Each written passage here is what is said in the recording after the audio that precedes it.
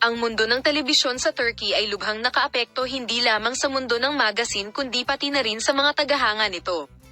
Si Selat Cole, na nagpahayag ng kanyang pagmamahal kay Tugba Buyak Ustan sa programa sa telebisyon na dinaluhan niya kamakailan, ay nahaharap sa mga seryosong reaksyon pagkatapos ng pahayag na ito. Ang pinakamalaking reaksyon ay nagmula sa asawa ni Tugba Buyak Ustan na si Engin Ekürek. Sinabi ni Engin Ekürek ang mga sumusunod sa kanyang mga social media account laban sa hindi inaasahang pag-amin ni Ibrahim Selat Cole. "Sino ka para ipahayag na mahal ko ang aking asawa? Hindi ka tanggap-tanggap na guluhin mo ang kapayapaan ng aming pamilya sa mga ganitong pahayag." He reacted harshly by saying, "I won't do this, long live." Ang pahayag na ito ay nagdulot ng malaking epekto sa mundo ng magazine. Maraming sikat na pangalan ang nagpahayag ng kanilang mga opinyon sa paksa. Pagkatapos ng nangyari, gumawa ng bagong pahayag si Ibrahim Selat Cole at humingi ng paumanhin kina Tuba Buyak Ustan at Engin Ekürek. "Ngayon ay mas naiintindihan ko na ang pahayag na ginawa ko. Maling paraan ang aking pinili para ipahayag ang aking nararamdaman. Gusto kong humingi ng tawad kina Tugba at Insan ng harapan."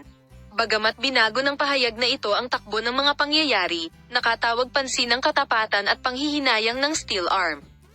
Ang pahayag na ito ni Ibrahim Selat Cole ay naging isang bagong paksa ng talakayan sa mundo ng magazine. Sinabi ni Selat Cole na alam niya ang pagkakamaling nagawa niya at gusto niyang makilala sina Tuba Buyak Ustan at Engin Ekürek upang humingi ng tawad ng harapan. Pagkatapos ng paghingi ng tawad ni Ibrahim Selat Cole, lahat ng mata ay nabaling kay Tugba Buyak Ustan at Engin Ekürek. Si Tuba Buyak Ustan ay gumawa ng maikling pahayag sa kanyang social media account at sinabi ang mga sumusunod. Ito ay isang mahalagang hakbang para sa Ibrahim na matanto ang kanyang pagkakamali at humingi ng tawad. Gayunpaman, naniniwala ako na ang mga sitwasyong ito ay dapat ipakita ng mas partikular upang maiwasan ang mga ito na mangyari muli. Engin Ekürek, ang paghingi ng tawad ay isang kabutihan. Pinahahalagahan ko ang lalaking ito ni Ibrahim.